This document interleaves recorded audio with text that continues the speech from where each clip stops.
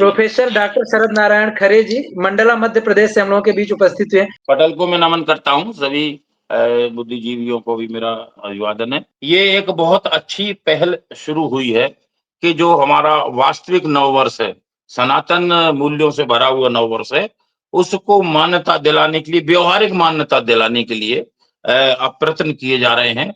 गणना में तो वो हमेशा आता है विक्रम संवत के रूप में, कैलेंडरों पर भी लिखा रहता है, हम सब जानते हैं। लेकिन व्यवहारिक रूप में हम वो ईसवी सन को ही नया वर्ष मान करके और सेलिब्रेट करते हैं।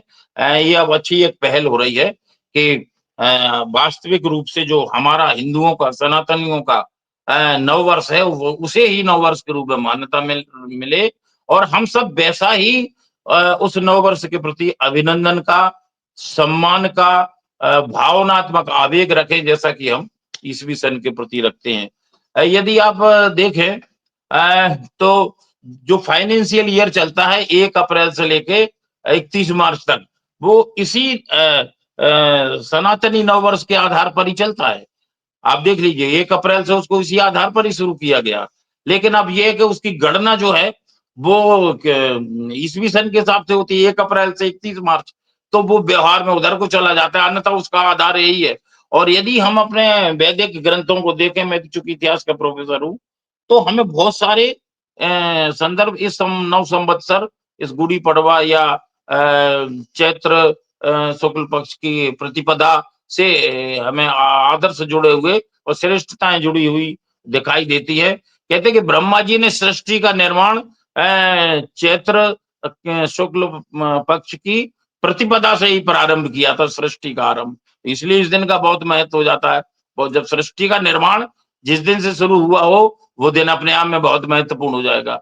अच्छा, विक्रम संवत के रूप में तो हम जानते ही हैं, उज्जैन के जो राजा विक्रमादित्य थे, उन्होंने विक्रम संवत चलाया था 2082, वहीं से गणना होती है। हम जानते हैं 2082 का आधार वही है। तो कहीं ना कहीं से हमारे इसमें वैदिक आदर्श भी जुड़े हुए हैं। कहीं ना कहीं से हमारे सनातनी मूल्य भी जुड़े हुए हैं। और हम लेकिन अब केवल औपचारिकता तक सिमट करके रह गए हैं। लेकिन मैं सोचता हूं कि अगर व्यवहारिक रूप से हमारा जो शिक्षा सत्र है, जिसको कि कहीं 1 जुलाई से शुरू किया जाता है, अब कहीं 15 अप्रैल से शुरू कर देते हैं, कोई 22 अप्रैल से शुरू करते हैं, फिर छुट्टी कर देते हैं। अगर उसको चैत्र प्रतिपदा नव संवत्सर से शुरू करने की अगर शुरुआत हो जाए शिक्षा सत्र को स्ट्रिक्टली, तो अपने आप में व्यवहार में वो हमारे नए वर्ष के रूप में प्रयोग में आने लगेगा। देखिए, किसी चीज को आदर्श से निकाल करके व्यवहार में ढालने के लिए व्यवहारिक प्रयोग करना आवश्यक हो जाता है। अब सारी हमारी सरकारी जो ईसवी की तारीखें हैं, वही हमारे यहाँ कैलेंडर लगा रहता है। सरकारी तिथियां, कोर्ट की तिथियां, बच्चों की परीक्षा की तिथियां, सब कुछ उसी से जुड़ी हुई रहती हैं।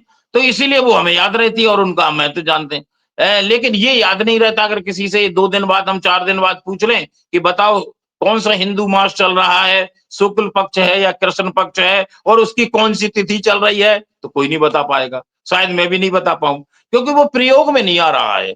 तो किसी चीज को अगर आपको व्यवहारिक बनाना है तो उसे प्रयोग से जोड़ दीजिए, और प्रयोग से शासकीय तंत्र के द्वारा ही जोड़ा जा सकता है। ये बिल्कुल किया जा सकता है। अब देखिए, हमारी जन्म पत्री बनती है, तो बच्चा जन्म लेता है तो जन्म पत्री में वो संमत भी लिखते हैं और तिथि भी लिख देते हैं। लेकिन मुझको याद नहीं है कि मैं किस संबंध में और किस तिथि में पैदा हुआ था। हकीकत है, विवाह के समय भी मुहूर्त इत्यादि जो है वो हिंदू तिथि से ही निकाला जाता है। लेकिन हम जो अपना एनिवर्सरी मनाते हैं, वो अंग्रेजी तिथि हमें याद रहती है कि इस तिथि को हमारा विवाह हुआ था। तो इसलिए कि वो चीज व्यवहार में नहीं आ रही है। तो किसी चीज को वास्तविक अगर हमें मान्यता दिलाना है, तो कैसे भी उसे प्रैक्टिकल बनाना होगा, व्यवहार में लाना होगा, उसको आचरण में ढालना होगा। तो अपने आप, जैसे मैंने एक बात की कि अगर शिक्षा सत्र की शुरुआत इसी बेस पे शुरू कर दी जाए, तो अपने आप इसका महत्व सामने आ जाएगा। फिर अगर परीक्षा के टाइम टेबल वगैरह और कोर्ट की और ऑफिस की तिथियां भी इससे जोड़ दी जाएं, तो अपने आप बहुत कुछ हो पाना व्यवहारिक रूप में संभव है। मैं एक छोटा सा उदाहरण बताऊं आपको कि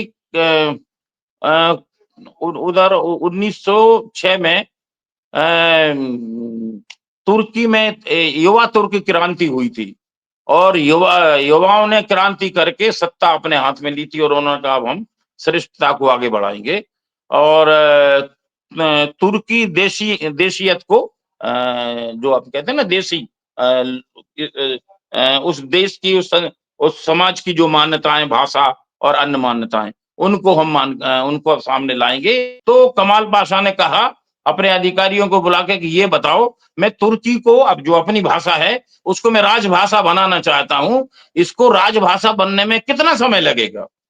तो किसी अधिकारी ने कहा कि सर कम से कम 2 वर्ष लग जाएगा, किसी ने कहा कम से कम 3 वर्ष लगेगा, किसी ने कहा 1 वर्ष तो कम से कम लगेगा। इन्होंने कहा आंख बंद की, बोले चलिए 1 2 3 सब वर्ष खत्म हो गए। अब आंख बंद की, खोले, बोले सब बीत गए 1 2 3 वर्ष। कल से ही तुर्की राजभाषा घोषित हो जानी चाहिए। कल से ही हर चीज में तुर्की राजभाषा के रूप में प्रयोग आएगी, मतलब प्रयोग में लाई जाएगी और प्रयोग में लाई गई। इसे कहते हैं विल पावर, दृढ़ इच्छा शक्ति। अगर हमारे जो सत्ता के कर्णधार है उनके पास अगर विल पावर होगा तो वास्तव में ये सनातनी नववर्ष व्यवहार में आ जाएगा। और नहीं तो हम ऐसे ही बात तो करते रहेंगे लेकिन गणना में वही 1 जनवरी 31 दिसंबर हम वही करते रहेंगे और वही तिथियां याद रखेंगे अपने बच्चे के जन्म की और अपने शादी विवाह की और अन्य घटनाओं की। खैर, पहल बहुत अच्छी है, मैं आप सबका अभिनंदन करता हूं।